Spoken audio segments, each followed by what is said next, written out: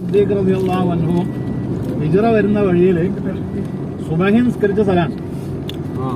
മക്കയിൽ നിന്ന് ഇങ്ങോട്ട് മദീനയിലേക്ക് ഹിജ്റ വന്നല്ലോ. അപ്പൊ സുബഹിന്റെ സമയത്ത് അവിടെ എത്തി. അവിടെ വെച്ച് റസൂലുള്ളാഹി തങ്ങളും അബൂബക്കർ സിദ്ദീഖ് റളിയല്ലാഹു അൻഹു സുബഹി നിസ്കരിച്ചാണ് കേട്ടോ. അപ്പൊ സുബഹി നിസ്കരിച്ച സ്ഥലത്ത് നിർമ്മിച്ച പള്ളിയായതുകൊണ്ട് പള്ളിക്ക് മസ്ജിദ് മിസ്ബാഹ് എന്ന് പേര് പറയും.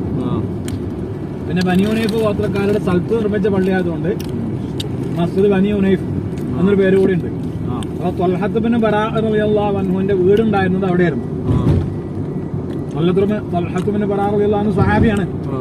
അപ്പം ത്വൽഹത്ത് ബിൻ ബറാഅ റളിയല്ലാഹു അൻഹു രോഗശയ്യയിലായപ്പോ നബി സല്ലല്ലാഹു അലൈഹി വസല്ലം തങ്ങൾ ഇവിടെ രോഗസന്ദർശനത്തിന് വേണ്ടി വന്നിരുന്നു. അങ്ങനെ മൂപ്പര് മരണാസന്നമായപ്പോ കുടുംബക്കാരോട് വസിയത്ത് ചെയ്തു, ഞാൻ മരിക്കുകയാണെങ്കിൽ എന്റെ മരണവിവരം റസൂലുള്ളാഹി സ്വല്ലല്ലാഹു അലൈഹി വസല്ലം തങ്ങളെ അറിയിക്കരുത്. കാരണം എന്തേ, റസൂലുള്ളാഹി അലൈഹി വസല്ലം തങ്ങൾ മദീന പള്ളിയിൽ നിന്ന് ഇങ്ങോട്ട് വരുമ്പോ ഇവിടൊക്കെ അന്ന് ജൂതന്മാരുടെ ശല്യമുള്ള സ്ഥലമായിരുന്നു. അപ്പൊ റസൂലുള്ളാഹി തങ്ങൾക്ക് ജൂതന്മാരെ വല്ല അടങ്ങാറും ഉണ്ടാകണ്ടെന്ന് കരുതിയിട്ട് മൂപ്പര് കുടുംബക്കാരോട് അങ്ങനെ വസിയത്ത് ചെയ്തു. മക്കയിൽ വെച്ച് പരസ്യമായ ജുമാ നിസ്കരിക്കാനുള്ള സാഹചര്യം ഉണ്ടായില്ല. 40 ആളുകളെ ഒത്തുകിട്ടില്ല. അപ്പൊ ഇവിടെ വെച്ച് മുസ്അബ് ബിൻ ഉമൈർ റളിയല്ലാഹു അൻഹുവിന്റെ നേതൃത്വത്തിൽ അസ്അദ് ബിൻ സുറാറ റളിയല്ലാഹു അൻഹു സംഘം ജുമാ നിസ്കാരം നടത്തി. അങ്ങനെ ഇസ്ലാമിൽ ആദ്യമായി ജുമാ നിസ്കാരം നടന്നതും ഇവിടെ ഈ തോട്ടത്തിൽ വെച്ചായിരുന്നു. ഇനി അതാണ് ഞാൻ പറഞ്ഞ ഹബീബായ റസൂലുള്ളാഹി തങ്ങൾ അബൂബക്കർ സിദ്ദീഖ് റളിയല്ലാഹു അൻഹു ഹിജ്റ വരുന്ന വഴിയിൽ സുബഹി നിസ്കരിച്ച സ്ഥലം മസ്ജിദ് മിസ്ബാഹ് കേട്ടോ. ഒന്ന് ഇറക്കി കണ്ടുവരാത്തത്. ഇതിന് ഉൾഭാഗത്ത് പഴയ പള്ളിന്റെ ചുമരിന്റെ ഭാഗങ്ങൾ കരിങ്കൽ കെട്ടുകളൊക്കെ കാണാം.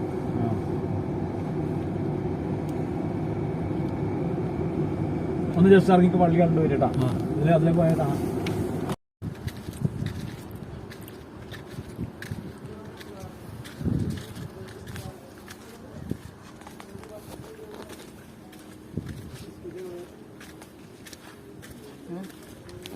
Speaking.